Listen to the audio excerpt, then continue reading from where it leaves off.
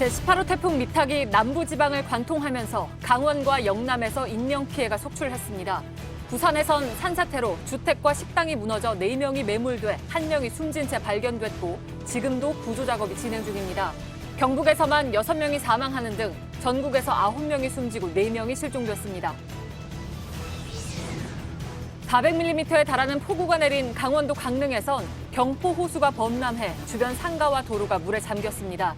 동해안 곳곳에서 침수와 산사태 피해가 잇따랐습니다. 오늘 오후 서울 광화문과 시청 일대에서 자유한국당 관계자들과 범보수단체 회원들을 중심으로 대규모 집회가 열렸습니다.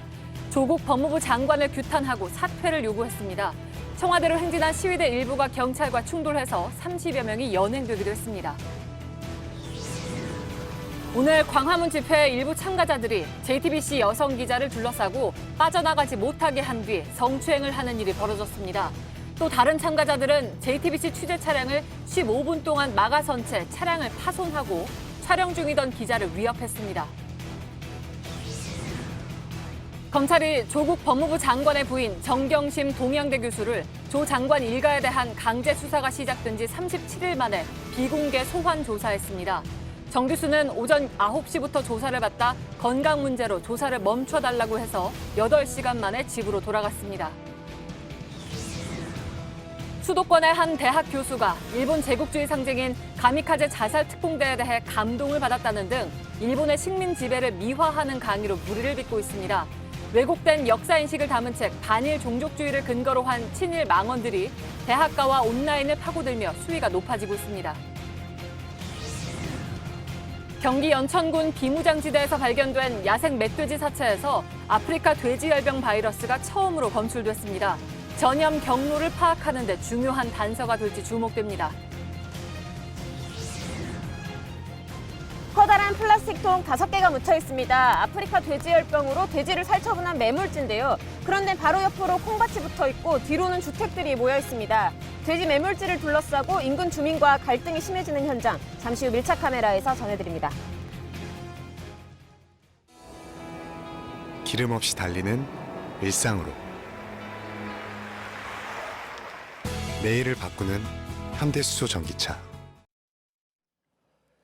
예, 시청자 여러분, JTBC 뉴스룸을 시작하겠습니다. 아시는 것처럼 서울 시내에선 대규모 집회가 열리고 있습니다만 우선 시민의 인명이 걸린 태풍 피해 소식부터 전해드리고 시내 상황을 보도해드리겠습니다. 제18호 태풍 미탁이 어젯밤 전남 남해안에 상륙해서 우리나라를 관통했습니다. 예상보다 상처가 큽니다. 부산에서는 산사태로 주택과 건물이 무너졌습니다. 1명이 숨지고 2명이 매몰되는 것으로 추정됩니다. 지금도 구조 작업이 계속되고 있습니다. 경북과 강원에서도 8명이 숨져서 태풍 미탁으로 인한 사망자가 벌써 9명에 이릅니다. 강릉은 경포호가 넘쳐서 수중도시가 되어버렸습니다. 경북 영덕에서는 멀쩡했던 다리가 두 동강이 났습니다. 먼저 매몰자 구조 작업이 한창인 부산을 연결하겠습니다. 배승주 기자 나와 있죠. 뒤쪽이 산사태가 난 곳입니까? 네, 제대로 나무가 없이 뻥 뚫린 곳이 산사태가 난 곳입니다. 위쪽에선 여전히 물이 흘러내리고 있습니다. 맞은편 건물은 당시 충격으로 폭탄을 맞은 듯 구멍이 뻥 뚫렸습니다. 아래쪽에는 지금 보시면 굴착기가 흙을 파내고 있습니다. 한쪽에는 잔해가 산더미처럼 쌓여 있습니다. 일가족 3명이 매몰된 단축 주택이 바로 이곳입니다. 1명이 매몰된 식당은 주택보다 더 위쪽입니다. 현재 구조대가 서 있는 이곳이 1층 옥상 정도 높이입니다. 그러니까 흙더미가 주택을 통째로 삼킨 겁니다. 주민들은 당시 큰 폭발음과 함께 순식간에 엄청난 양의 흙이 쏟아져 내렸다고 말했습니다. 예, 당초 4명이 매몰됐는데 이 가운데 2명은 잇따라 발견이 됐다고요? 그렇습니다. 첫 매몰자가 나온 건 오늘 오후 3시 40분쯤입니다. 식당에서 발견됐는데 안타깝게도 숨진 상태였습니다. 사망 원인은 압착성 질식으로 나타났습니다. 이어 오후 5시 40분쯤에 두 번째 매몰자가 발견됐습니다. 생사는 아직 확인되지 않고 있습니다. 사고 현장 인근에선 이 시간에도 가족들이 애타게 구조 작업을 지켜보고 있습니다. 예, 산사태가 난 지 지금 11시간 가까이 지났습니다. 구조 작업이 꽤 오래 걸리는 상황이군요. 그러니까. 네, 산에서 쏟아져 내린 흙과 모래의 양이 너무 많기 때문입니다. 600여 명의 인력이 투입됐지만 흙을 퍼내도 위쪽에선 다시 흙이 쏟아져 그 자리를 덮어버리고 있습니다. 사고 현장에는 굴착기 4대가 투입됐는데도 애를 먹고 있습니다. 구조 초기에 일대 입구가 좁고 전신주가 많아 중장비 투입이 어려웠던 것도 수색을 더디게 하고 있습니다. 예. 지난 2011년에 16명이 숨진 서울 우면산 산사태하고 닮았다 하는 지적도 있다면서요. 왜 그렇습니까? 네, 무엇보다 두 곳 모두 산 정상에 군부대가 있었습니다. 지금은 잘 보이지 않지만 이곳 산 정상에는 예비군 훈련장이 있습니다. 지난 2011년 7월 16명의 목숨을 앗아간 서울 우면산 산사태 때도 산 정상에 공군 부대가 있었습니다. 우면산 산사태 당시에는 배수 문제가 원인으로 지목되기도 했습니다. 전문가들에 따르면 배수로가 잘 갖춰지지 않으면 물이 땅 밑으로 흡수됩니다. 이럴 경우 지민이 계속 물을 머금고 있다 한계쯤이 지나면 산사태가 발생할 수 있다는 겁니다. 예, 알았습니다. 부산에서 배승주 기자가 전해드렸습니다. 태풍은 울진으로 빠져나가기 전에 경북에 커다란 피해를 남겼습니다. 경북에서만 6명이 사망했고 1명이 실종된 상태입니다. 다리가 두 동강 나고 기차가 탈선하기도 했습니다. 경북 영덕에 나가 있는 취재기자 연결돼 있습니다. 윤두열 기자, 지금 바로 뒤로 다리가 보이는 것 같은데 완전히 끊어진 겁니까? 네, 제 뒤로 다리가 두 개 보일 겁니다. 옛 송천교와 새 송천교입니다. 보시는 것처럼 옛 송천교는 중간 부분이 완전히 무너져 내렸고 새 송천교는 상판 일부가 내려앉았습니다. 저희가 무너질 때 모습을 확보했습니다. 다리 위로 차가 다닙니다. 그런데 잠시 뒤 무언가가 떨어지면서 큰 물결이입니다. 옛 송천교가 무너진 겁니다. 무너진 상판이 떠내려가면서 새 송천교의 교각을 쳤고 새 송천교도 이 때문에 내려앉은 것으로 보입니다. 다리가 무너지기 바로 직전까지 차가 다녀서 하마터면 더 큰 사고로 이어질 뻔했습니다. 이곳 영덕은 지난 태풍 콩레이 때 큰 피해를 입었습니다. 이번에도 영덕 강구마을과 시장이 침수가 되면서 물건이 떠내려가는 등 1년 전과 똑같은 피해를 입었습니다. 경북 봉화에선 관광열차 해랑이 산사태로 탈선했고 선로가 물에 잠기면서 포항으로 가던 KTX가 동백으로 돌아오는 일도 있었습니다. 예, 앞서 전해드린 것처럼 경북에서 특히 이렇게 인명피해가 컸습니다. 네, 경북에서만 6명이 숨지고 1명이 실종된 상태입니다. 제가 오늘 낮에 사고 현장 곳곳을 둘러봤는데요. 울진에서는 뒷산 모래가 집안을 덮쳐서 잠을 자던 부부가 숨졌습니다. 포항 기북면에서는 산이 무너져 내리면서 아예 집 전체가 아래쪽으로 쓸려 내려왔습니다. 아내는 구조됐지만 남편은 숨졌습니다. 영덕에서도 집이 무너져서 1명이 숨졌고 경북 성주와 포항에서 각각 70대 남성과 여성이 급류에 휩쓸려 숨졌습니다. 또 포항에선 인근 사찰의 차량이 불어난 물에 고립됐다가 운전자가 아직도 실종된 상태입니다. 예. 자, 그러면 왜 이렇게 많은 인명피해가 난 겁니까? 정말 많은 비가 쏟아졌기 때문입니다. 그제부터 오늘 오전 7시까지 울진에 555mm, 또 영덕에 382mm가 쏟아졌습니다. 울진에서 어제 하루에만 332mm가 왔습니다. 특히 오늘 자정을 막 지나선 순간부터는 1시간 동안 104.5mm가 오면서 기상관측을 시작한 이래 울진의 시간당 강수량으로는 최고치를 기록했습니다. 산 아래 주택이 무너지면서 사망자가 많이 나왔습니다. 이렇게 쏟아붓는 폭우에 약해진 집안이 무너져 내리면서 사상자가 크게 늘었습니다. 예, 윤두열 기자였습니다. 경북 못지않게 피해가 컸던 지역이 바로 강원도입니다. 400mm가 넘는 많은 비가 강원 동해안 지역에 쏟아졌습니다. 곳곳이 물바다로 변했는데요. 특히 강릉은 경포 호수가 범람하는 바람에 주변 상가와 도로가 지금 모두 물에 잠겼습니다. 조승현 기자가 지금 나가 있습니다. 자, 주변이 도로인 것 같은데 아직도 지금 보면 물바다인 것 같습니다. 그렇습니다. 이곳은 강원도 강릉의 경포 진안상가 앞입니다. 이곳은 경포 해수욕장으로 들어가는 입구에 자리한 곳인데 이 왕복 5차선 넓이의 이 도로가 지금 저 커다란 물웅덩이로 바뀌었습니다. 지금 뒤로 소리가 들리실지 모르겠지만 아직까지도 하루 종일 이 양수기 넉 대를 돌려서 물을 빼낸 게 이 정도입니다. 오늘 새벽에는 이 도로 전체가 완전히 물바다였습니다. 자, 이쪽에 도로가를 따라서 상가 1층을 보면 뭐 횟집 그리고 자전거 대여점 등 상점 20여 곳이 자리하고 있습니다. 그 중에 한 곳 내부를 잠시 들어가 보려고 하는데요. 자, 이곳은 횟집입니다. 안을 보시면 이 손님용 테이블과 각종 집기류들이 넘어져서 한 대 뒤엉켜 있는 걸 보실 수가 있습니다. 그리고 바닥은 온통 진흙 투성입니다. 이 일대 상가들이 모두 이런 모습을 하고 있습니다. 예, 이렇게 갑작스런 침수 피해가 난 원인은 뭘까요? 우선 이곳 경포 진안상가는 이 지대가 낮은 곳에 위치해 있어서 집중호우가 내리면 자주 물에 잠기는 곳입니다. 그리고 이쪽 길 건너를 보면 지금 어두워서 잘 보이지 않지만 둘레만 4km가 넘는 경포 호수가 자리하고 있습니다. 18호 태풍 미탁의 영향으로 이 큰 비가 내리면서 호수의 수위가 높아졌는데요. 평소 같으면 호수물이 바다로 빠져 나가줘야 하는데 이 태풍이 몰고 온 커다란 파도 탓에 그러지를 못했습니다. 지금 상인들에게 들어보니까 이 일대가 물에 잠긴 건 오늘 새벽 5시쯤입니다. 이때는 강릉의 시간당 강수량이 77.5mm에 이를 만큼 폭우가 쏟아졌던 시간인데요. 순식간에 물이 차올랐다 피할 새가 없었다고 상인들은 전했습니다. 예, 지금까지 조승현 기자가 강릉 경포호 쪽에서 전해드렸습니다. 태풍 미탁은 모두가 잠든 새벽에 한반도를 동서로 가로질렀습니다. 경로를 따라서 건물도 또 산도 무너지는 등 강한 비바람이 남긴 상처는 예상을 훌쩍 뛰어넘었습니다. 시청자 여러분께서 보내주신 제보 영상 등을 바탕으로 밤사이에 비바람이 몰아쳤던 상황을 윤정식 기자가 전해드리겠습니다. 성남 물길이 무섭게 튀어오릅니다. 바로 범람할 듯 우려되는 상황. 마치 댐 수문을 연 것 같지만 오늘 새벽 도심 한복판 하천 모습입니다. 도로는 이미 엉망입니다. 물속을 다니는 차와 차 사이에 파도가 칩니다. 맨홀 뚜껑은 역류하는 물로 언제 날아갈지 불안합니다. 이미 차도와 인도가 구분되지 않는 상황. 건물 외벽은 떨어져 차량을 덮쳤습니다. 밖으로 나가려던 시민들은 놀라 엄두가 안 납니다.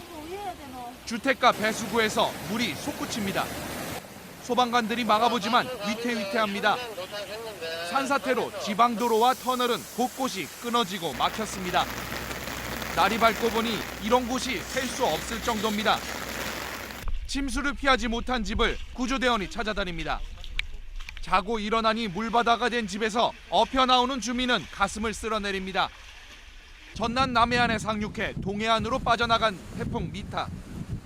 새벽 한반도를 동서로 가로지르며 낸 상처는 생각보다 깊었습니다.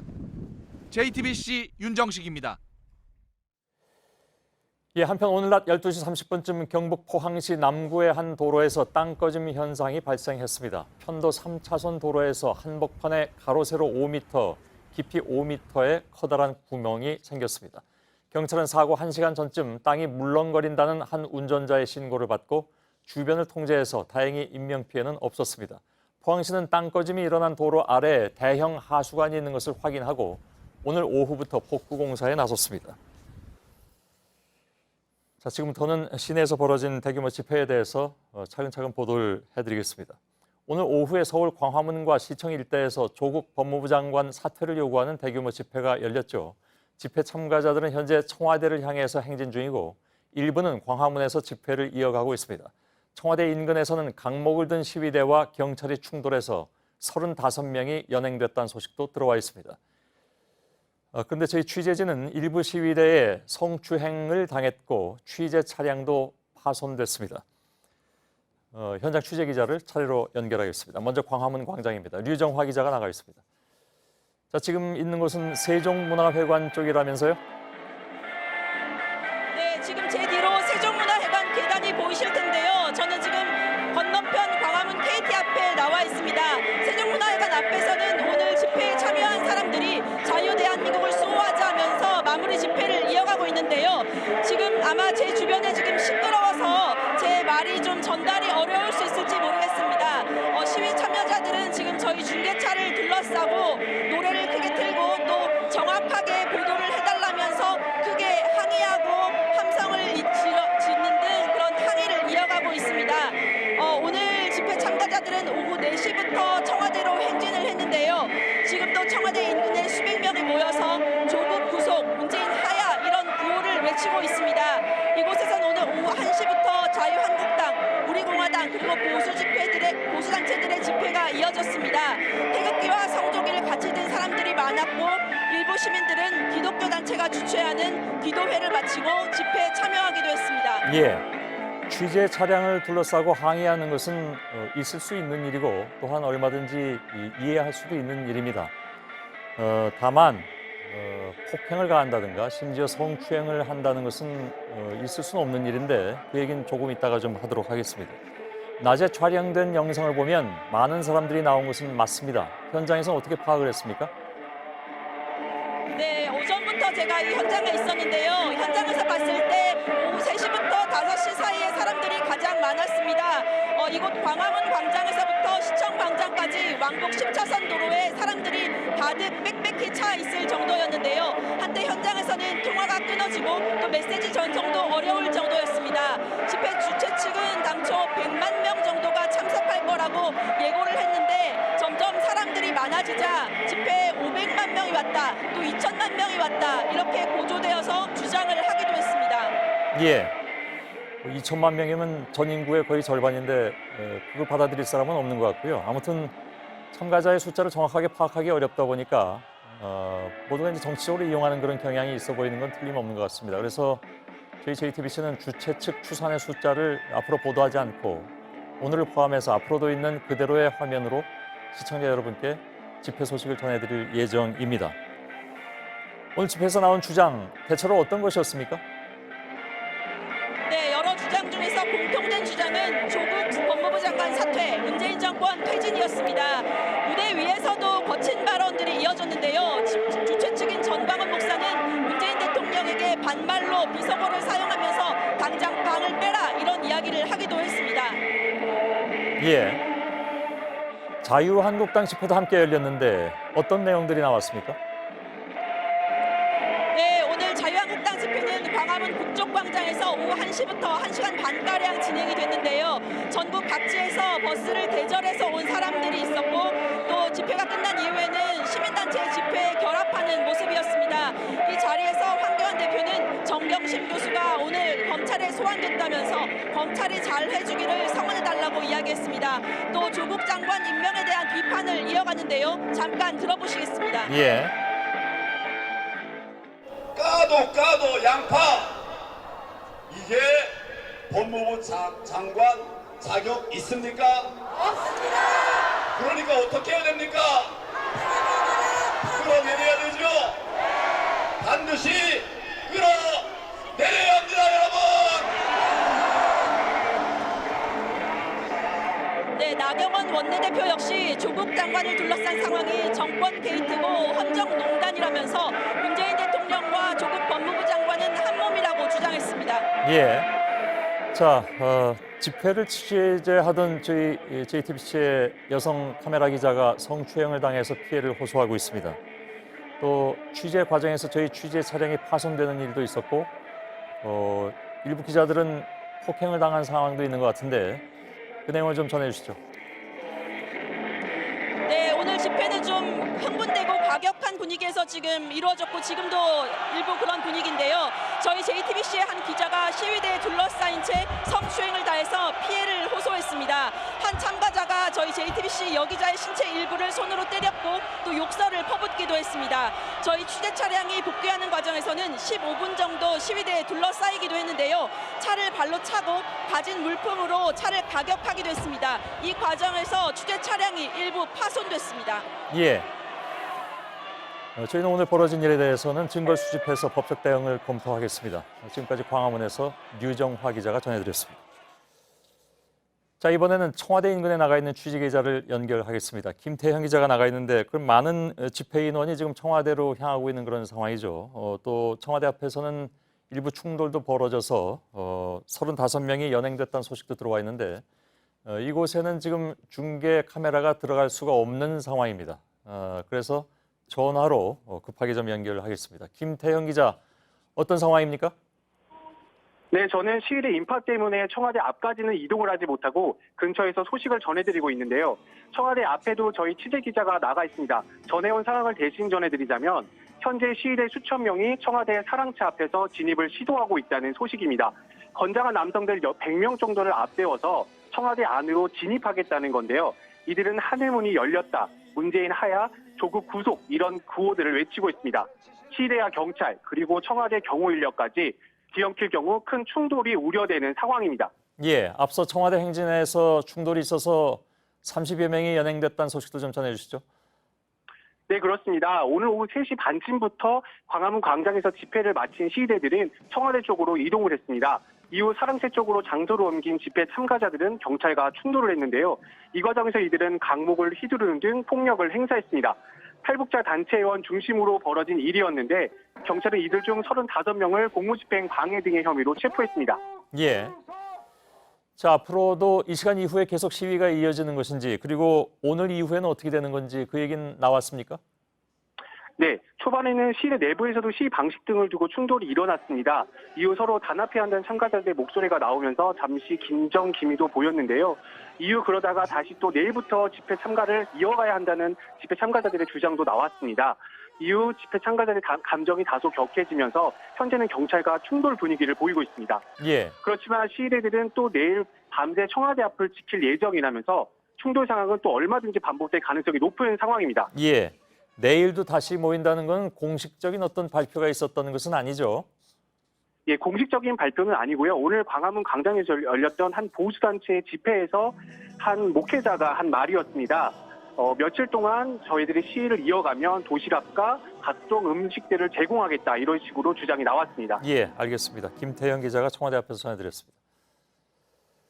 오늘 집회는 광화문과 시청, 서울역 등에서 나뉘어서 시작됐습니다. 시청 앞 광장에서는 기독교계 일부가 기도회를 열었습니다. 시작 전에는 진영 논리와 무관하다고 강조했는데 정작 기도회에서는 공산주의 같은 이념적 주장이 난무했습니다. 서효정 기자입니다. 문재인 퇴진이라고 쓰인 팻말을 들고 찬송가를 부릅니다.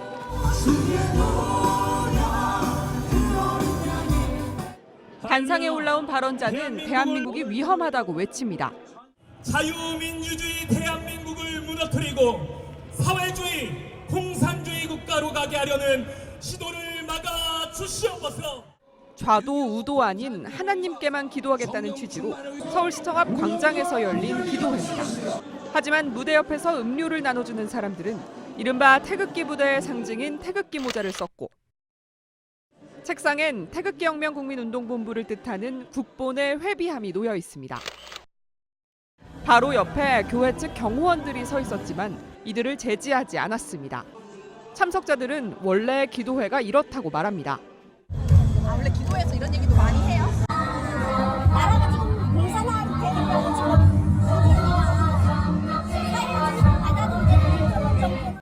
기도회를 마친 일부 참석자들은 광화문으로 향했습니다.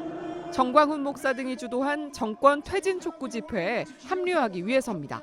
오늘 이 시간부로 문재인은 대통령에서 탄핵한다. 들이 불법으로 탄핵했고 언론이 선동했다. 기도회가 끝난 시청 앞 광장에선 교회 플래카드가 사라지고 바로 태극기혁명 국민운동본부의 저항대회가 이어졌습니다. JTBC 서효정입니다. 더불어민주당은 장외 집회에 나선 자유한국당을 향해서 태풍 피해는 외면한 채 장외 투쟁만 하고 있다고 비판했습니다. 오늘 광화문 집회는 동원 집회고 지난 주말 서초동 집회는 자발적 집회라고 주장하기도 했습니다. 최재원 기자입니다. 더불어민주당 이해찬 대표는 예정에 없던 태풍 재난대책회의를 열었습니다. 그러면서 장외 집회에 나선 자유한국당이 태풍 피해를 외면하고 있다고 지적했습니다. 제1야당은 정쟁을 위한 동원 집회를 하고 있습니다. 지금은 야당이 할 일은 동원 집회가 아니라 태풍 피해 대책 마련과 이재민을 보호하는 일입니다. 민주당은 황교안 대표가 문재인 대통령을 겨냥해 제정신인지 의심스럽다고 말한 것을 비판하기도 했습니다.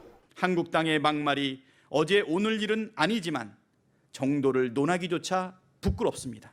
민주당은 보수 진영의 광화문 집회를 동원 집회로, 지난 주말 서초동 촛불 집회는 자발적 집회로 표현하며 성격이 다르다고 주장하기도 했습니다. JTBC 최재원입니다. 오늘도 집회에 몇 명이 모였냐를 두고 숫자 논쟁이 벌어졌습니다. 지난 주말에 서초동에 200만 명이 모였다는 주장에 판타지 선동이라고 비난한 한국당은 오늘 300만 이상이 서울 광화문 광장에 모였다고 주장했습니다. 박소연 기자입니다. 집회가 시작된 지 얼마 안 돼 자유한국당은 광화문 광장에 300만 명 이상이 모였다고 기자들에게 알려왔습니다. 지난 주말 서초동 촛불 집회 인원과 비교하기도 했습니다. 이 광화문 서초동 대광찰청 그 도로보다 훨씬 넓습니다. 그들이 200만이면 우리는 오늘 2천만은 왔겠습니다, 여러분. 주최 측은 200만 명이 모였다고 주장했지만 역시 공식적인 통계라고는 볼 수 없습니다. 집회 인원을 둘러싼 여야의 숫자 논쟁은 지난 주말부터 이어지고 있습니다. 이인영 민주당 원내대표는 서초동 촛불 집회 참가자가 100만 명이라고도 하고 200만 명이라고도 한다고도 했습니다. 이에 대해 나경원 한국당 원내대표는 판타지 소설급으로 뻥튀기 선동을 하고 있다고 맞받아치기도 했습니다. 예전에는 경찰이 집회 참여 인원수를 공식 발표했습니다. 집회 장소의 면접 등을 활용한 페르미 기법이었습니다. 하지만 집회에 참여한 사람 수가 마치 세대결의 결과처럼 비춰지자 경찰은 2017년 초부터 발표하지 않고 있습니다. 한편 검찰개혁을 요구하는 촛불집회 주최 측은 이번 주말에도 대규모 집회를 예고하고 있습니다. JTBC 박소연입니다. 이렇게 집회 인원에 대한 논쟁은 늘 있어 왔습니다. 서로 인정하지 않고 자신에게 유리한 쪽으로 주장하기 마련이죠. 페르미 기법이나 대중교통 이용자 수 등 다양한 방법을 쓸 수 있긴 하지만 이 역시 사실 완벽하진 않습니다. 그리고 아마도 집회가 계속되는 동안 이런 소모적인 숫자 논쟁은 계속될 것으로 보입니다.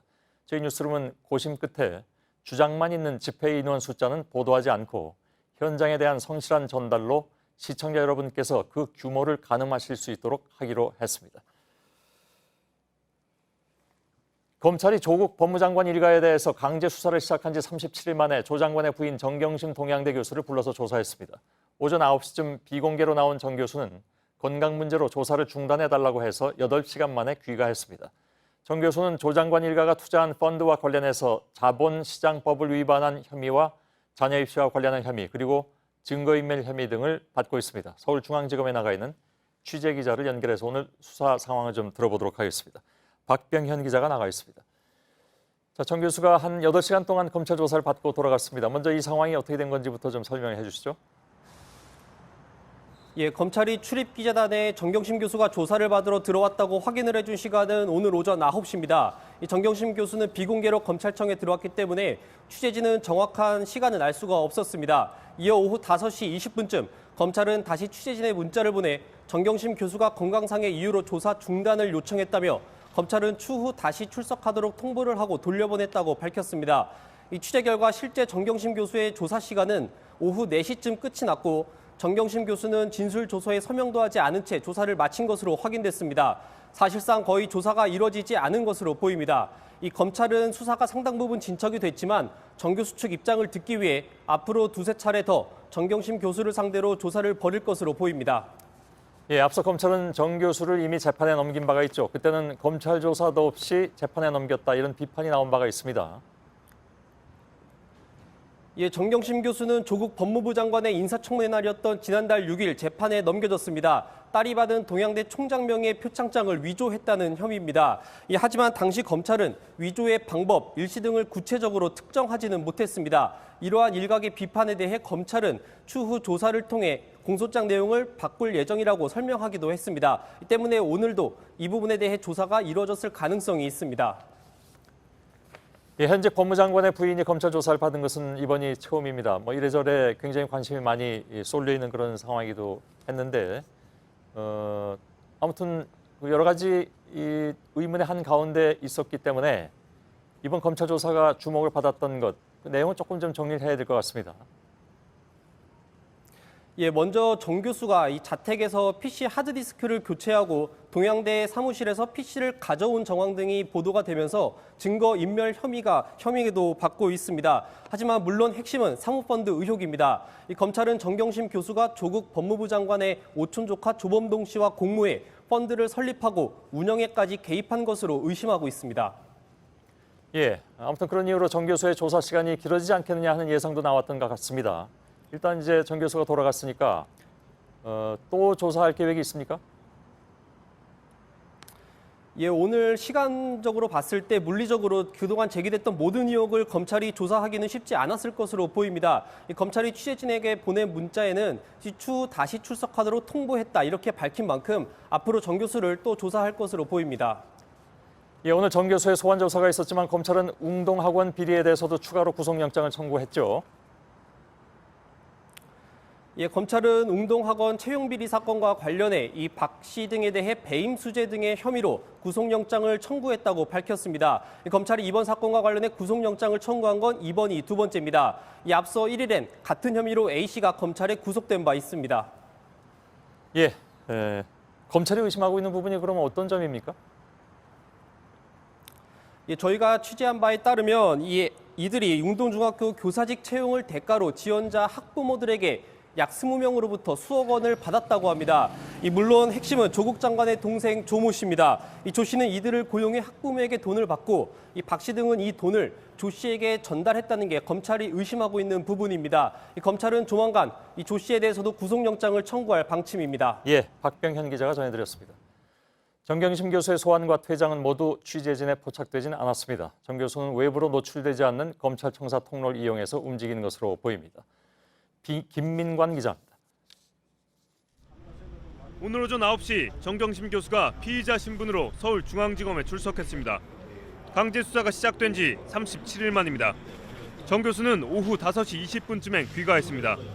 하지만 정 교수가 검찰청에 들어가거나 나오는 모습은 전혀 노출되지 않았습니다. 검찰 직원들이 사용하는 출입구를 이용했기 때문입니다. 원칙대로면 1층 로비에서 신분증과 방문증을 교환해 이동해야 합니다. 일반 형사사건부터 특수수사를 받는 인물들까지 대부분의 피의자나 참고인들이 밟는 절차입니다. 비공개 소환 방침에 따라 별도의 출입구를 이용한 겁니다. 검찰은 어제 정 교수가 공보준칙상 공적 인물이 아니고 건강이 좋지 않다고 강하게 주장하고 있어 비공개 소환 조사를 결정했다고 밝혔습니다. 하지만 야당 등에선 국민적 관심이 큰 사건에서 정 교수를 비공개 소환한 것은 특혜라며 반발했습니다. 한편 오늘 새벽부터 조 장관의 방배동 자택 앞에도 취재진이 몰렸지만 정 교수는 보이지 않았습니다. JTBC 김민관입니다. 예, 조국 장관의 오촌 조카 조범동 씨는 지난달 자본시장법 위반 등 혐의로 구속된 상태입니다. 구속 기간이 끝나는 오늘 검찰은 조 씨를 재판에 넘겼습니다. 여성국 기자입니다. 조 장관의 오촌 조카 조범동 씨는 지난 8월 검찰의 강제 수사가 시작되기 전 해외로 도피했습니다. 수사의 속도가 붙자 국내로 돌아와 체포됐습니다. 지난달 16일 자본시장법 위반과 횡령, 배임 등 혐의로 구속됐습니다. 조 씨는 펀드 운용사인 코링크를 운용하고 투자를 받은 회사 WFM의 자금 13억 원을 빼돌린 의혹을 받습니다. 또 허위 공시로 자본시장법을 위반하고 코링크 직원들에게 자신과 관련된 증거인멸을 지시한 혐의도 받습니다.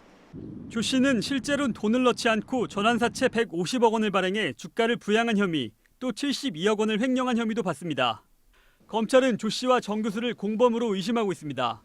또 정 교수의 돈을 빌려 코링크의 주식을 사고 펀드에 투자한 정 교수의 남동생 정모 씨 역시 공모관계로 의심하고 있습니다. 이 때문에 오늘 조 씨의 공소장에 정 교수가 공범으로 적시될 걸로 예상됐습니다. 하지만 검찰은 오늘 조 씨의 공소장에 정 교수를 공범으로 넣지는 않았습니다. 검찰은 정 교수에 대한 조사가 이뤄지지 않은 상태에서 진술과 증거 내용이 담기면 앞으로 조사에 차질이 생길 수 있다고 보고 있습니다. JTBC 여성국입니다. 예, 조국 장관의 딸은 입시와 관련해서 2차례 검찰 조사를 받았습니다. 조 씨가 최근에 언론에 처음으로 입장을 밝혔습니다. 자신이 받은 인턴 증명서들은 가짜가 아니고 부모의 도움도 없었다는 얘기였습니다. 신아람 기자가 취재했습니다. 조국 장관의 딸 조모 씨는 서울대 공익인권법센터 공주대 키스트에서의 인턴 등을 둘러싸고 각종 의심을 받아왔습니다. 어머니 정경심 교수 역시 관련된 혐의로 수사를 받고 있습니다.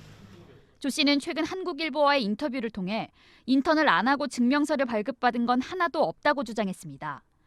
문서를 위조한 적도 조 장관이나 정 교수의 도움으로 허위 증명서를 받은 적도 없다고 했습니다. 앞서 2차례 받은 검찰 조사에선 인턴을 했던 공간에 대해 그림도 그려 설명했다고 말했습니다. 특히 고등학교 3학년이던 2009년에 서울대 인권법센터 활동을 자세히 설명했습니다. 조 씨는 고등학생은 정식 인턴이 아니어서 증명서 형식이 자유로웠던 것 같다면서 AP 시험 일정이 2주 인턴을 못할 정도는 아니었다고 밝혔습니다. 조 장관과의 연관성도 일축했습니다. 당시 서울대 법대 교수였던 조 장관이 이과생인데 여기 인턴은 왜 하느냐, 가서 아는 척하지 말라는 식으로 말했다는 겁니다. 또 단국대 장현표 교수와의 스펙 품앗이 의심에 대해서도 조 장관은 장 교수 아들의 이름도 모르고 단국대 인턴은 학교에서 잡아줬다고 해명했습니다. 하지만 인터뷰에서 동양대 표창장에 대한 해명은 없었습니다. 이런 가운데 정경심 교수는 오는 18일 동양대 표창장 위조 건으로 첫 재판을 받습니다. 정 교수 측은 지난달 검찰에 기록 복사를 신청했다가 거부당하자 어제 법원에 사건 기록을 열람 복사할 수 있게 해달라고 신청했습니다. JTBC 신아람입니다. 어제부터 국정감사가 시작됐습니다. 국정감사에선 그룹 총수를 증인으로 불러서 현안을 따져 묻기도 합니다. 그런데 자유한국당 이명수 의원이 신동빈 롯데 회장을 국감 증인으로 부르겠다면서 롯데 측에 지역 민원인하고 합의하라고 종용을 해서 논란입니다. 김필중 기자의 보도입니다. 국회 보건복지위 소속인 자유한국당 이명수 의원은 국정감사 증인으로 신동빈 롯데 회장을 요청했습니다. 롯데그룹 계열사인 롯데푸드와 협력업체 간에 생긴 문제 등을 따지겠다는 이유였습니다. 그런데 이에 앞서 지난 4월 이 의원은 롯데와 접촉해 협력사와의 합의를 요구했습니다. 합의가 안 되면 신동빈 회장을 국감 증인으로 부르겠다고도 했습니다.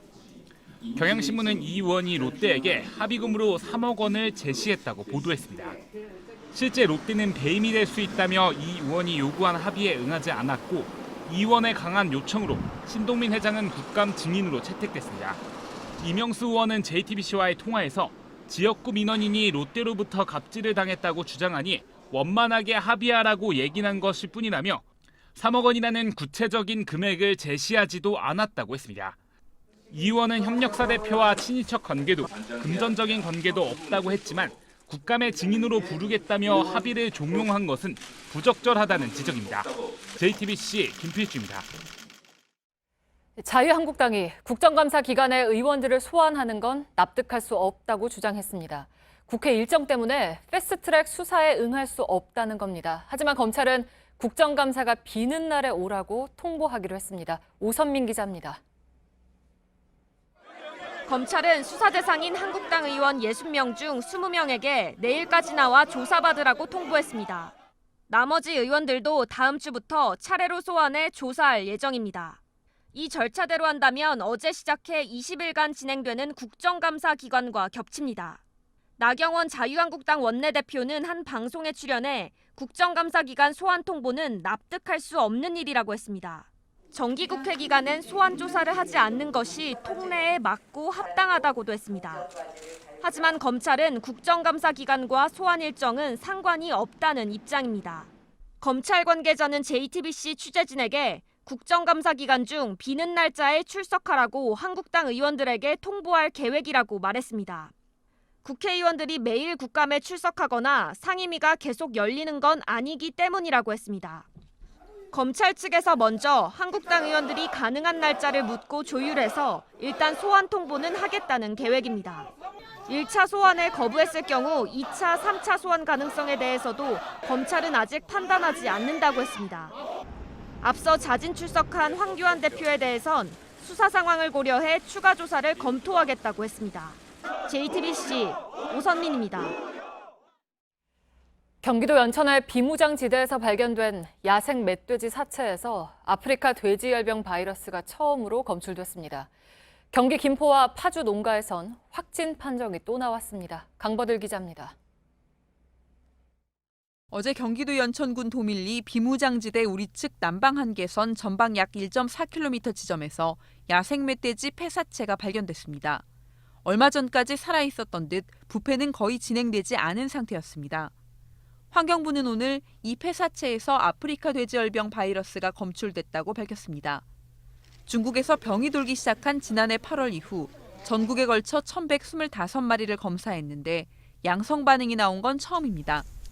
환경부는 아직 야생 멧돼지를 감염 경로로 단정할 수는 없다는 입장입니다. 북측에서 DMZ로 이동하는 건 가능하지만 DMZ에서 우리 측 철책을 넘는 건 어렵다는 겁니다. 이런 가운데 아프리카 돼지열병이 경기 북부 지역을 중심으로 확산되는 모습입니다. 지난 밤 사이 경기 파주와 김포의 농가에 확진 판정이 내려졌습니다. 이로써 파주와 인천 강화군의 각 5곳 등 국내 확진 농가는 13곳으로 늘었습니다. 김포시는 이번에 확진 판정된 양돈 농가를 중심으로 반경 3km 안에 있는 농가에 돼지 2만 2천여 마리를 살처분하겠다고 밝혔습니다. JTBC 강버들입니다. 수도권의 한 대학 교수가 일본의 침략 역사를 왜곡한 강의로 학생들의 반발을 산 것으로 확인됐습니다. 강의에서 일본의 식민 지배를 미화하는가 하면 제국주의의 상징인 가미카제 특공대에 대해서는 감동을 받아 눈물까지 흘렸다고 말한 것으로 파악됐습니다. 유선희 기자입니다. 지난달 25일 강남대 서무 교수의 강의입니다. 일본이 조선을 식민 지배하며 손해를 봤다고 주장합니다. 여기다가 이제 학교도 세우고 뭐 소방서 세우고 그다음에 댐도 만들고 전부 다 일본인들의 혈세로 30년 동안 조선 반도에서 일본으로 넘어간 돈은 단 1원도 없습니다. 그러니까 일본 입장에서 보면 엄청난 바보짓을 가지고 수자만 잔뜩 해놓고 뽑아가지고. 오히려 우리 교과서가 역사를 왜곡하고 있다는 겁니다. 우리나라 교과서가 좀 심하게 장난을 친 게 뭐야? 일본의 쌀을 스탈에 갔단 말이야. 여러분들 스탈이라고 하면 돈 안 주고 뺏어간 거잖아요. 잘 들으세요.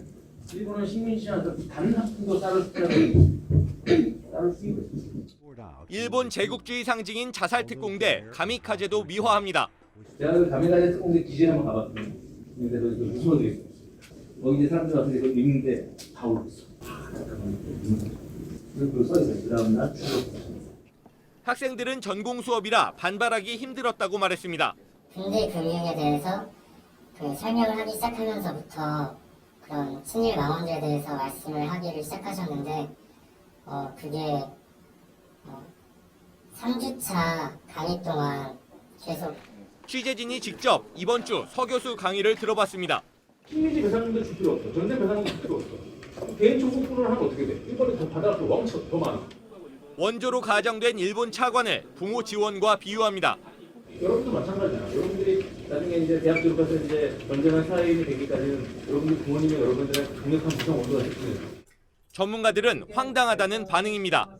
정책을 통해서 제도를 통해서 결과적으로 토지나 쌀이나 혹은 뭐 문화재나 등등 우리가 가지고 있던 소중한 것들이 일본으로 넘어갔다면 그거 다 수탈이죠. 서 교수는 천편일률적인 반일 교육을 받고 있는 학생들에게 새로운 관점을 보여주고 싶었다며 일부 경솔한 발언은 사과한다고 해명했습니다. JTBC 유선입니다. 이처럼 왜곡된 역사인식은 유튜브 등 온라인을 통해서도 빠르게 퍼지고 있습니다. 망언의 수위도 그만큼 높아지고 있습니다. 반일 종족주의 저자 이영훈 전 서울대 교수는 류석춘 연세대 교수의 발언을 문제 삼은 학생을 패배자라고도 비난했습니다. 임지수 기자입니다. 반일 종족주의 저자인 이영훈 전 서울대 교수의 유튜브 영상입니다. 사창가의 여인들을 우리 한국인들은 흔히들 창녀다 또는 매춘부다 이렇게 불렀던 것인데 좀 더 고급의 위안부라는 용어로 이렇게 정의를 했던 것인데 위안부는 사실상 매춘부였다는 류석춘 연세대 교수의 망언을 옹호하며 황당한 주장도 펼칩니다. 일본군 위안부와 1950, 60년대 한국의 민간 위안부나 미국군 위안부 어느 쪽이 더 좋았을까요? 솔직하게 대답해 봅시다. 오히려 류 교수를 문제 삼고 언론에 제보한 연세대 학생을 비난합니다. 파멸시키기 위해 이미 그 행위를 한 그 학생의 영혼은 파괴되었으며 인생의 패배자로 전락했다고 저는 생각합니다. 일부 젊은 유튜버들도 이들의 왜곡된 주장을 빠르게 퍼나르고 있습니다. 그런데 그 미개한 조선 사람들이 보기에는 이런 걸 이해나 할 수 있었겠습니까? 이 씨가 교장으로 있는 이승만 학당은 온라인뿐만 아니라 오프라인에서도 구독자 행사와 강의 등을 이어가고 있습니다. 일본 구구파가 2000년대 중반부터 사쿠라 채널이라고 하는데 방송, 언론, 더 나아가서 유튜브 그런 것들을 장악하려는 시도들을 합니다. 한국에서는 최근에 이승만 학당에서 만든 이승만 TV가 그런 역할들을 하는 거죠. JTBC 임지수입니다. 이 한일 갈등이 최고조였던 지난 8월에 한 고위 공무원이 지금은 친일을 하는 것이 애국이다라는 글을 페이스북에 올려서 징계 절차에 들어갔다는 소식을 저희 뉴스룸에서 전해드렸습니다. 문화체육관광부의 2급 공무원인 한모 국장인데 인사혁신처가 한 국장을 파면하기로 결정했습니다. 홍지용 기자입니다. 나 스스로 친일파라고 여러 번 공언했다. 지금은 친일이 애국이다. 일본인들의 사랑받는 상징인 우길기를 전범기라고 모욕하는 건 있을 수 없는 일이다.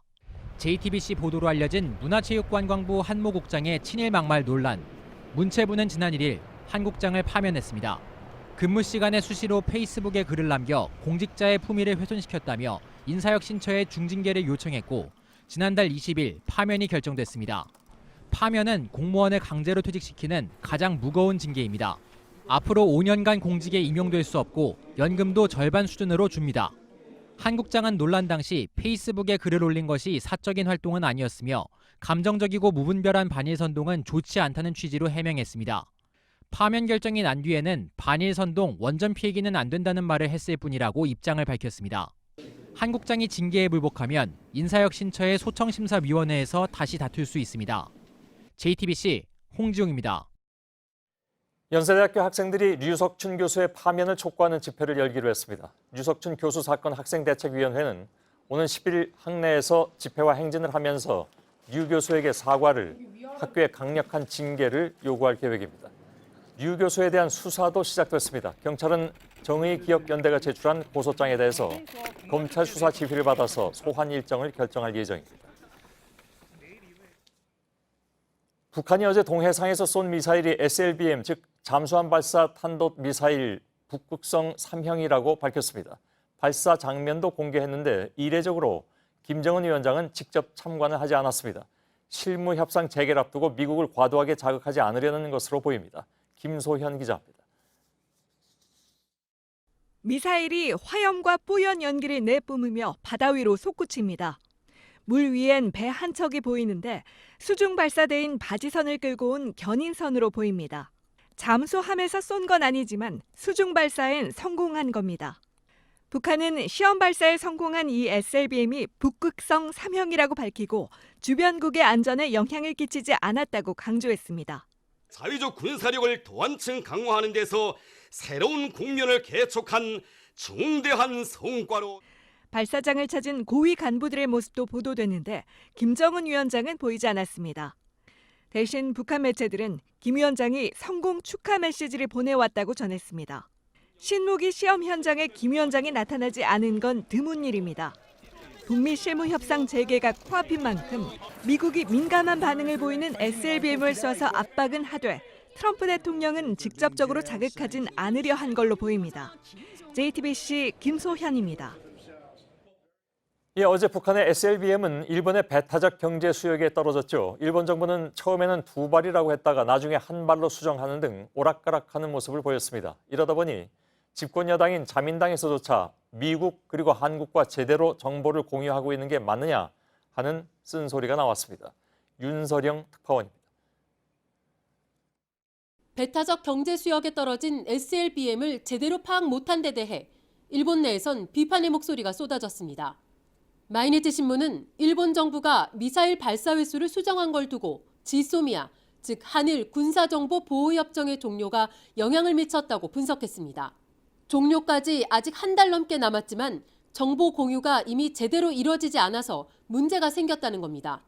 집권 여당인 자민당 내에서조차 주변국과 관계를 제대로 꾸려나가고 있는 게 맞느냐는 쓴소리가 나왔습니다. 私は政府にどれほどのことをやってるんだということを聞きたいと思う。円満に円満にということをやってられるような状況じゃないじゃないですか。 제1야당인 입헌민주당도 한일 관계를 개선하는 게 급선무라는 담화를 내놨습니다. 일본 정부는 그러나 여전히 미국으로부터 정보를 받고 있어 한국발 정보는 특별히 필요하지 않다는 입장입니다. 일본은 이번 미사일에 대해 한국 측에 정보 공유를 요청하지 않았습니다. 我が方がいかにして情報入手をしているか手の内をさらすことは差し控えたい。 도쿄에서 JTBC 윤서령입니다. 오는 5일부터 미국과 북핵 실무 협상을 벌이는 북한 대표단이 오늘 중국을 거쳐서 협상이 열릴 스웨덴 스톡홀름으로 떠났습니다. 중국 베이징 서우두 공항에서는 김명길 순회 대사와 권정근 전 외무성 미국 담당 국장, 조철수 미국 담당 국장, 정남혁 북한 미국 연구소 연구사가 목격됐습니다. 수석 대표인 김명길 대사는 한국 취재진에게 기대감을 표시했습니다. 미국 측에서 새로운 신호가 있었으므로 큰 기대와 낙관을 가지고 갑니다. 북한 대표단은 스톡홀름에서 협상을 마친 뒤에 오는 7일 베이징을 경유해서 평양으로 복귀할 예정입니다. 주한미군 측이 올해 안에 방위비 분담금 협상이 타결되지 못하면 한국인 직원들을 무급 휴직 처리할 수밖에 없다고 밝혔습니다. 우리 정부에게서 방위비를 더 많이 그리고 더 빨리 걷어내기 위한 압박 카드인 셈인데 한국인 직원 수가 무려 9,000명 가까이 됩니다. 김선미 기자입니다. 주한미군 사령부가 지난 1일 주한미군 한국인 노동조합과 고용노동부에 보낸 서한입니다. 한국인 직원들의 월급도 모두 한미가 내는 방위비 분담금에서 나온다며 올해 안에 분담금 협상이 타결되지 않으면 내년 4월 1일부터 직원들을 무급 휴가 조치할 수밖에 없다는 내용입니다.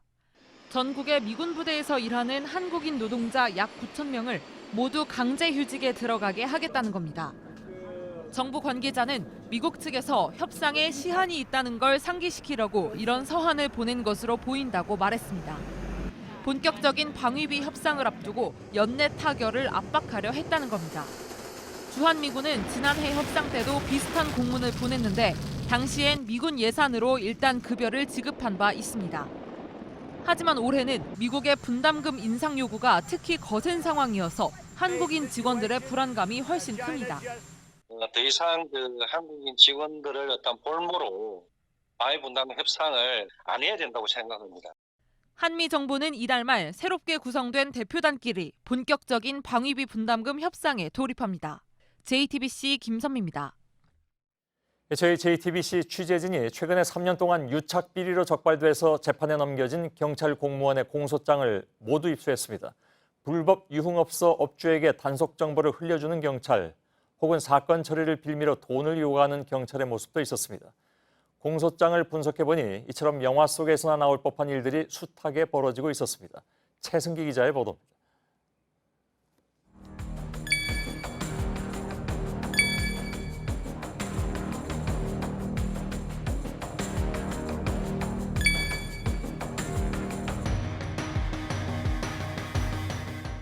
모두 경찰이 단속 대상 업주나 사건 관계자에게 직접 한 말이나 휴대전화로 보낸 메시지 내용입니다. JTBC 취재진이 이런 비리가 적발돼 최근 3년간 재판에 넘겨진 경찰 27명의 공소장을 분석했습니다. 우선 자주 눈에 띄는 단어는 형님, 인사 같은 단어입니다. 자신들의 친밀감을 강조하고 금품을 에둘러 표현한 겁니다. 단속 정보를 알려주는가 하면 대처 방법도 설명합니다.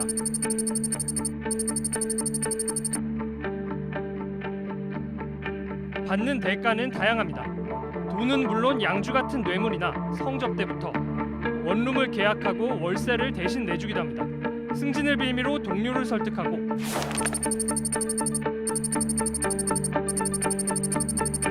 업자들을 소개하는 내용도 있습니다.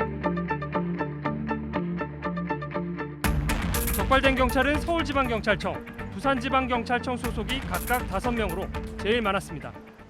지구대 근무나 유흥업소를 담당하는 풍속계에 근무하던 경찰이 많았고 돈과 밀접한 경제팀, 지능범죄수사대 등 소속도 적지 않았습니다. JTBC 최승기입니다. 단순히 돈을 받거나 단속 정보를 알려주는 것을 넘어서서 수사 개입까지 한 경찰도 있었습니다. 그런데 경찰의 감찰 기능이 제대로 작동하는지 의문입니다. 저희가 자료를 분석해보니까 재판에 넘겨진 경찰 27명 가운데 경찰이 내부 감찰을 통해서 자체적으로 비리를 적발한 경우는 절반도 되지 않았습니다. 이수진 기자입니다. 울산의 A 경찰관은 빌린 돈을 갚지 않아 고소당한 주지 스님에게 빌린 게 아니라 보시를 받은 걸로 하면 된다고 조언합니다.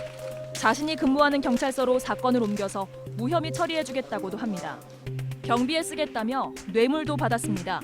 그리고 담당 경찰관에게 자신이 주지 스님 수행비서인데 울산에서 기도를 드리고 있으니 이쪽으로 사건을 옮겨달라고 요청합니다. 단순히 정보를 빼주는 정도를 넘어서 수사에 직접 개입한 겁니다.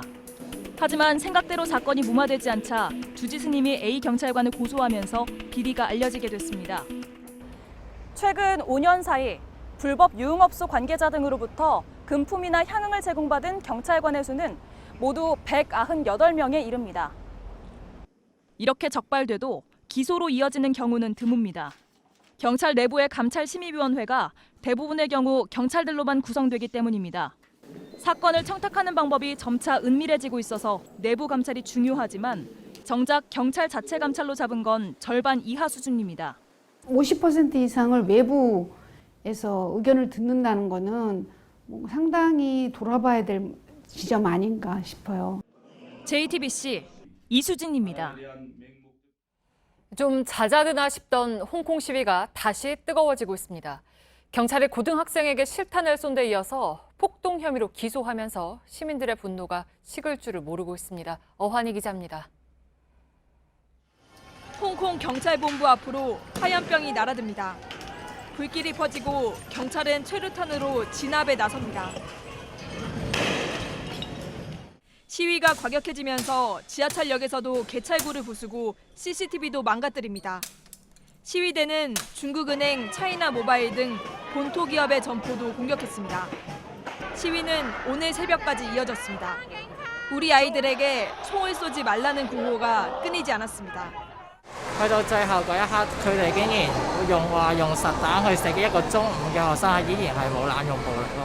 지난달 시위 현장에서 고무탄에 맞은 인도네시아 기자도 실명 위기에 놓인 걸로 알려지면서 경찰의 과잉 진압 논란은 더 커졌습니다.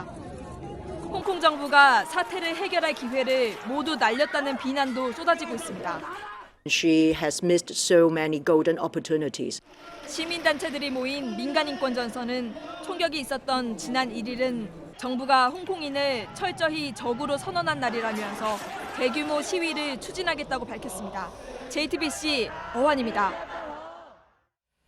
전자담배 광고를 보면 상큼하다거나 목넘김이 좋다고 나오죠. 특히 액상 전자담배는 종류도 더 많아졌고 팔리기도 많이 팔리고 있습니다. 그런데 현행법상 담배가 아니라서 여러 규제에서 벗어나 있습니다. 백민경 기자입니다. 최근 편의점 한편에 등장한 액상 전자담배입니다. 다양한 향, 색색의 디자인이 눈길을 끕니다. 이게 지금 몇 번째 나가고 또 나가고 또 지금 같이 뽑아놓은 거예요. 무서워서 얼마나 많이 사는 거야, 출근할 때. 어쨌든 잘 나가, 진짜. 지난 6월 출시된 이 제품은 젊은 층에게 인기를 끌면서 8월 한 달간 68만 개가 팔렸습니다. 2달 만에 판매량이 50배로 껑충 뛴 겁니다. 그런데 현행법상 담배가 아닙니다. 이 담배는 담배줄기에서 추출한 니코틴을 활용한다고 신고했는데 연초에 잎을 원료로 할 때만 담배로 분류됩니다. 이렇다 보니 실내에서 피워도 규제할 수 없고 금연 문구를 넣지 않아도 됩니다. 제가 여기서 이 전자담배를 피우면 10만 원의 과태료가 부과가 되어야 되는데 될까요, 안 될까요? 전 돼야 된다고 생각합니다. 담배가 아니다 보니 세금도 적습니다. 4,500원짜리 종이담배 한 갑에는 총 5가지 세금이 부과되는데 3,323원가량을 차지합니다. 하지만 규제를 벗어난 담배는 관세와 부가가치세만 내면 됩니다. 일반 담배 2갑 분량인데 기계값을 포함해 비싸지 않은 8,500원에 팔 수 있는 이유입니다. 전자담배 유해성 논란 속에 규제해야 한다는 지적이 나오고 있지만 관련 법안은 국회에서 처리되지 못하고 있습니다. JTBC 백민경입니다. 다음 소식부터 전해드리겠습니다. 태풍으로 전야제가 취소되는 우여곡절을 딛고 부산국제영화제가 오늘 막을 올렸습니다. 영화 다이빙배 상영을 두고 부산시와 영화제 측은 심하게 갈등을 하다가 지난해 겨우 제자리를 찾았죠. 올해 개막식의 주제는 포용과 연대였습니다. 김나한 기자입니다. 부산국제영화제 개막식이 열리기 3시간 전부터 사람들은 줄을 서기 시작했습니다. 어제만 해도 태풍 탓에 전야제가 취소되고 안전을 기원하며 부사까지 지냈는데 태풍은 다행히 개막식에 영향을 미치진 않았습니다. 개막식엔 5,000명이 넘는 사람들이 찾았습니다. 네, 제 뒤로 보이는 야외공원에선 저녁 7시부터 개막식이 진행되고 있습니다. 개막작으론 카자흐스탄 영화 말도둑들 시간의 길을 선택했습니다. 이 영화는 말을 팔러 장터에 간 한 남자가 살해당하면서 가족이 겪게 되는 이야기를 담고 있습니다. 포용과 연대라는 주제를 내세운 개막식은 미얀마 출신 난민 소녀의 노래, 다문화 청소년 오케스트라의 연주와 합창으로 채워졌습니다. 이번 영화제는 12일까지 열리는데 85개 나라의 영화 303편이 부산 시내 곳곳에서 관객을 찾아갑니다. 2014년 영화 다이빙벨의 상영을 두고 부산시와 영화제 측이 갈등하다 지난해 겨우 정상화된 영화제는 올해를 제도약의 해로 선언했습니다. 또 1919년 의리적 구토의 첫 상영으로 시작된 한국 영화의 100년을 기념한 회고전도 열립니다. JTBC 김나한입니다. 지난 6월 북한의 소형 목선이 삼척항에 들어왔을 때 당시 경계를 맡은 레이더 운용 요원 4명 가운데 레이더 특기자는 근무한 지 24일밖에 안 된 이등병 1명뿐인 걸로 드러났습니다. 또 미식별 선박을 포착하면 선박 경보나 선박 주의보를 발령해야 하지만 이 같은 조치도 없었던 걸로 확인됐습니다. 앞으로 5년 동안 교보문고 같은 대기업은 서점을 마음대로 열 수 없게 됩니다. 중소벤처기업부가 소상공인을 보호하기 위해서 서점업을 생계형 적합업종으로 지정했다고 밝혔습니다. 이에 따라 대기업은 새로운 서점을 1년에 한 곳만 열 수 있고 개점 이후 3년 동안은 초, 중, 고등학교 학습 참고서를 팔 수 없습니다. 제2차 세계대전 당시 미군의 주력 폭격기로 활약했던 B-17이 현지 시간 2일 미국 코네티컷주 하트포트 외곽의 브래들리 국제공항에 추락해서 7명이 숨졌습니다. 이륙하자마자 기체 이상이 발생하자 착륙을 시도했지만 중심을 잃고 활주로에 부딪혔습니다.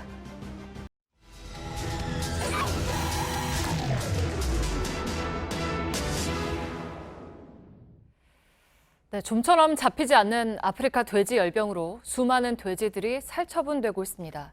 살처분 자체에 대한 문제 제기도 늘 있어 왔습니다. 최대한 동물의 희생과 고통을 줄여야 한다는 거죠. 어쨌든 이렇게 사람들을 위해서 희생당한 돼지들은 살처분이 돼서도 환영받지 못합니다. 밀착 카메라 윤재영 기자입니다.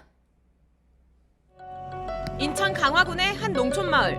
강화군은 아프리카 돼지열병이 빠르게 확산되자 지역 내 모든 돼지를 살처분한 곳입니다.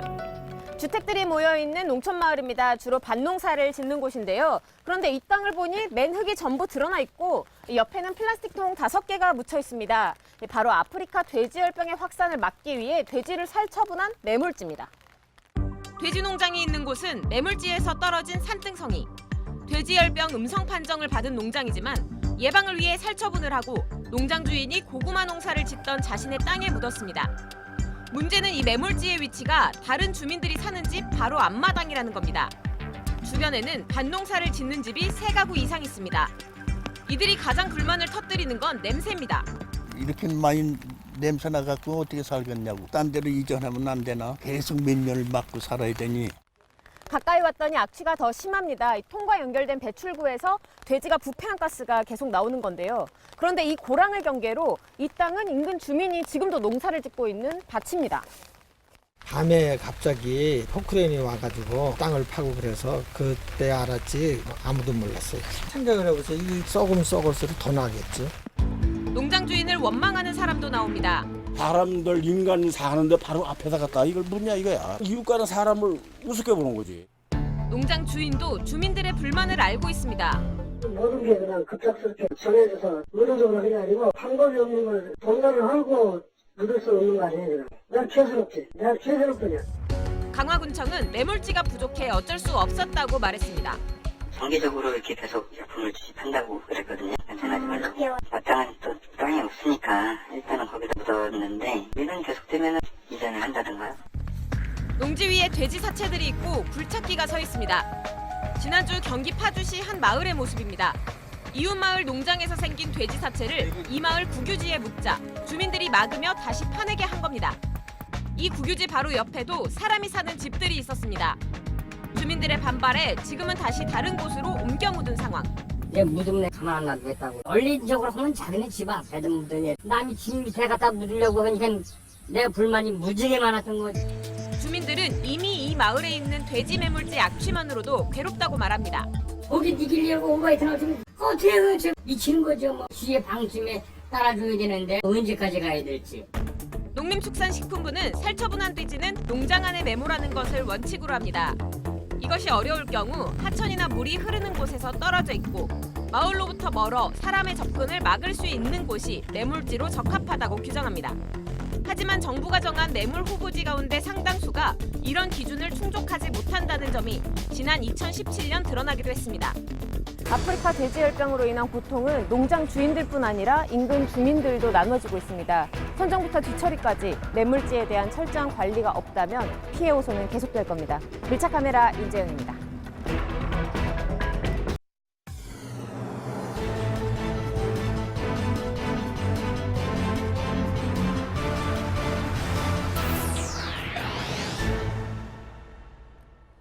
예, 뉴스룸의 앵커 브리핑을 시작하겠습니다. 모든 물체를 집어삼켜서 빛조차 빠져나올 수 없는 어둠 블랙홀은 인류가 닿을 수 없는 미지의 영역이기에 더욱 두려운 존재입니다. 그러나 블랙홀을 연구해온 물리학자 스티븐 호킹은 블랙홀이 그 이름과는 달리 그다지 검지 않다고 말했습니다. 그는 블랙홀이 에너지를 빨아들일 뿐만이 아니라 뱉어내기도 한다는 것을 발견했고 설사 블랙홀에 빠진다 해도 분명히 탈출할 방법이 있다고 설명했죠. 물론 이것은 우리에게 너무나 멀고 먼 우주 저편의 이야기. 오늘의 세상이 2달 가까운 시간 동안 빨려 들어가고 있는 블랙홀은 어찌할 것인가. 지난 주말 서초동의 촛불 집회에 이어서 오늘 광화문은 그 반대편의 목소리로 뒤덮였습니다. 국회 대정부 질문은 물론이고 국정감사까지, 그리고 주말과 공휴일을 메우고 있는 외침. 한 사람을 둘러싼 이 이슈가 모든 다른 이슈들을 덮어버린 이른바 블랙홀 정국은 이렇게 모든 것을 빨아들이고 있는데, 이 블랙홀의 끝이란 있는 것일까? 당신이 블랙홀에 있다고 생각한다면 포기하지 말라. 탈출구는 있다. 스티븐 호킹은 절망을 몸으로 알고 있었던 인물이기에 탈출의 방법 또한 체험적으로 알고 있었습니다. 루게릭병을 앓고 있던 그는 겨우 움직일 수 있는 2 손가락만을 이용해서 대화를 나누고 강연을 했는데, 그 2 손가락마저 움직일 수 없게 됐을 때도 안면 근육을 이용해서 컴퓨터를 작동시키는 연구를 멈추지 않았습니다. 모두가 절망으로 여긴 상황 속에서도 그는 기회를 찾아내려 했으니 호킹 박사에게 있어서 블랙홀이란 과학의 영역에서도 삶의 영역에서도 더 이상 칠흑 같은 감옥은 아니었던 것입니다. 우리가 원했든 원치 않았든 빠져버린 오늘의 블랙홀 역시 어쩌면 마찬가지가 아닐까. 한없이 어둡고 답답하지만 그 어둠의 시면을 또렷이 바라본다면 탈출구란 어딘가 분명 존재하고, 스티븐 호킹이 남긴 그 말처럼 블랙홀이란 그다지 검지 않을 터이니 말입니다. 오늘의 앵커 브리핑이었습니다.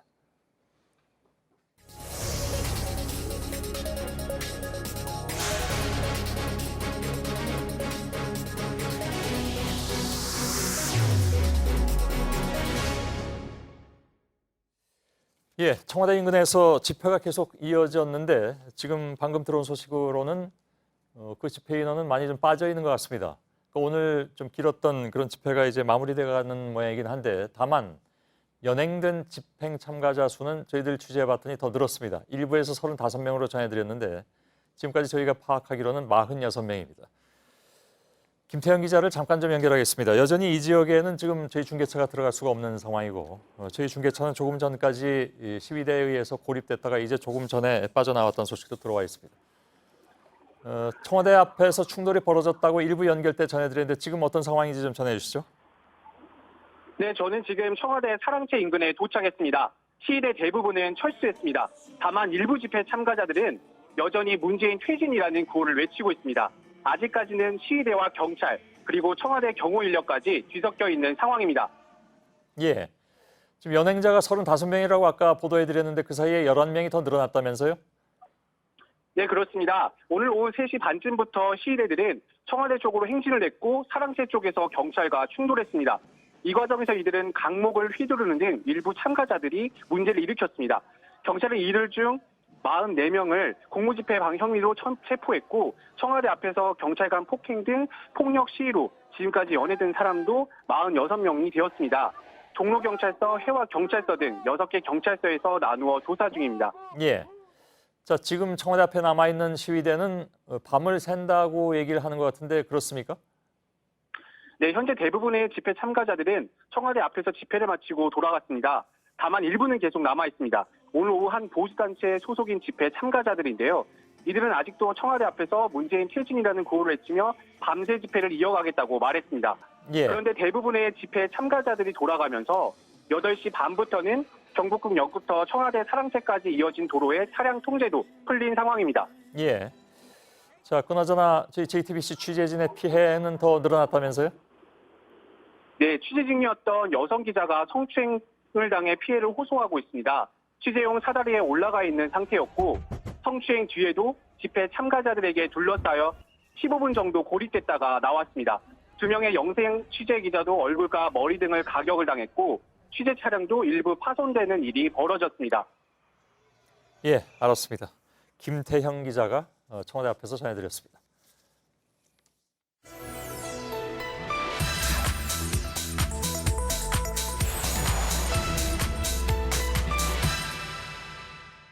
북한이 그러면 차지하고 점령해도 마땅합니까? 거듭 말씀드리지만 1953년 정전협정 당시에 그 섬은 NLL 이북에 있었습니다. 지금 국방부에서는 한반도는 북한 땅이다. 이거 서로 모순 아닙니까? 유엔사 군정위에서는 북한의 관할이다라고 그렇게 공식적으로 우리한테 입장을 밝혔습니다. 네, 보신 것처럼 서해 한박도라는 작은 섬이 논란입니다. 팩트체크 이가혁 기자와 함께 따져보겠습니다.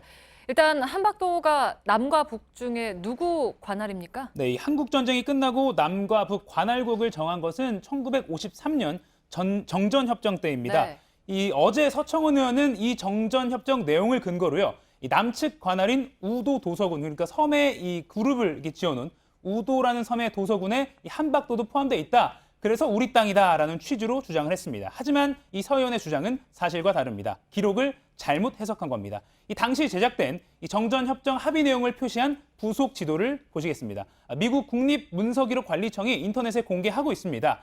이 검은 선이요, 지금은 주황색으로 표시된 이 선이 원래 지도에는 검은 선인데요. 네. 이게 황해도와 경기도의 구분을 한 그 경계 선입니다.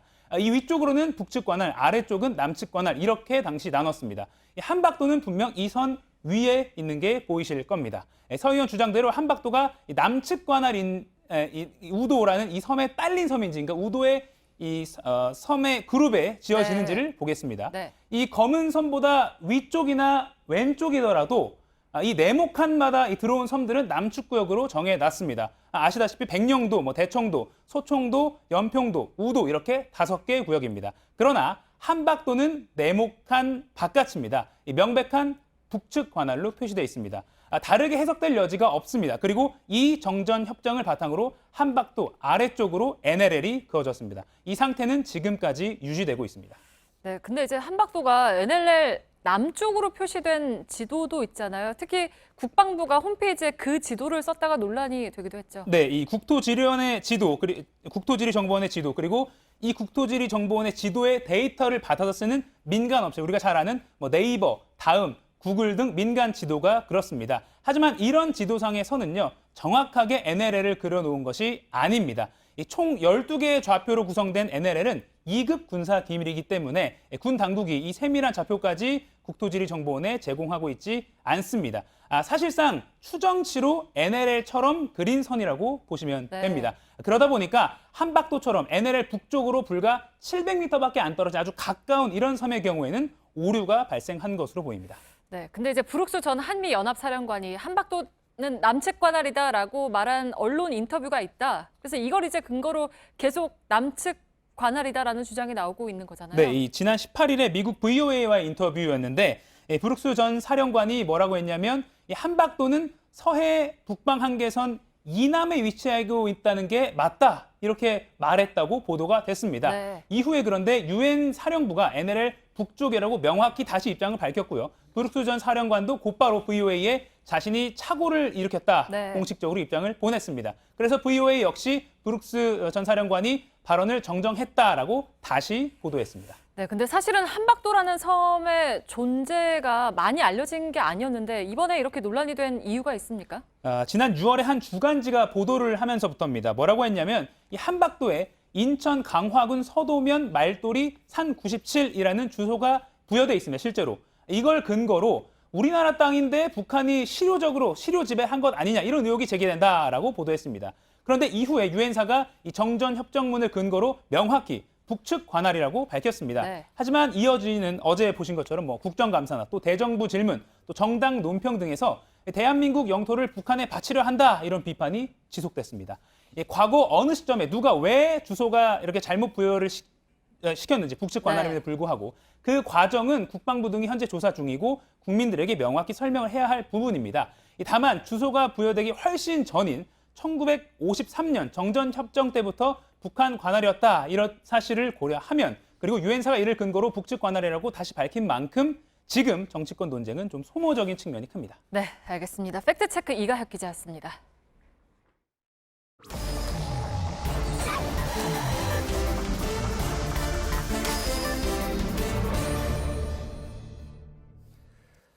예, 비하인드 뉴스 진행하겠습니다. 박성태 기자가 나와 있습니다. 시작하죠. 예, 첫 키워드는 가장 기쁜 시간으로 잡았습니다. 언제가요? 오늘 광화문에 있었던 보수 진영의 집회에서 특정 시간이 가장 기쁜 시간이라고 주최 측에서 얘기를 했는데요. 예. 오늘 보수 진영의 광화문 집회를 주도한 곳은 한기총의 전광훈 목사가 대표를 맡은 범국민투쟁본부입니다. 사전에 기도회도 있었고요. 전광훈 목사는 정부에 대한 비판하는 발언을 이어가는 중에 이 시간이 가장 기쁜 시간이다라고 얘기를 했었는데요. 그 얘기를 직접 들어보겠습니다. 예. 오늘 이 행사 중에 가장 기쁜 시간이 돌아왔습니다. 무슨 시간이냐고요?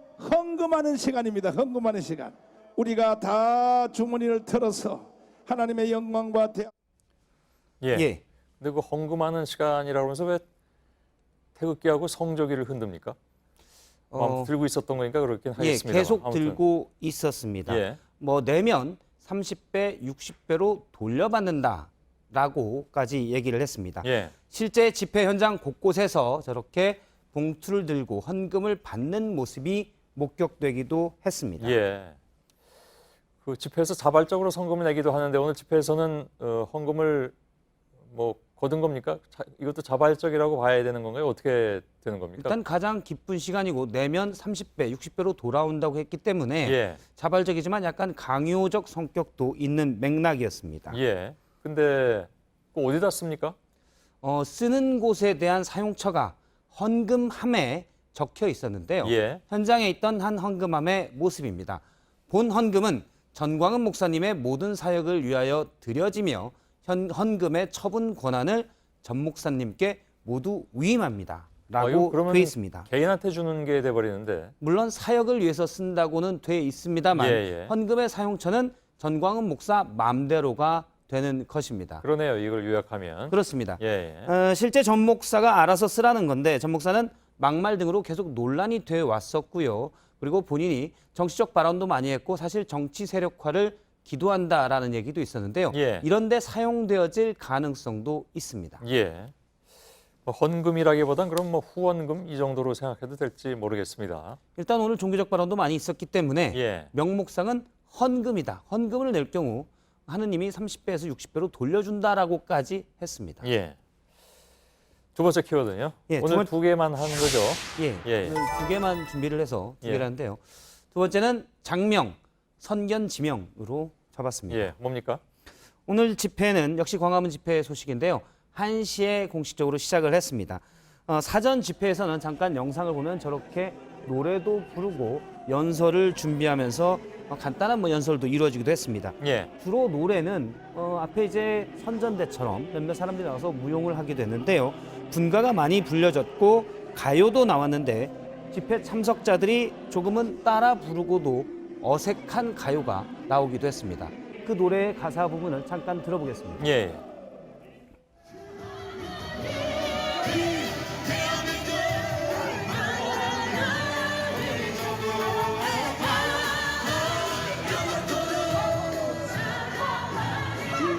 뭔지 알겠습니다.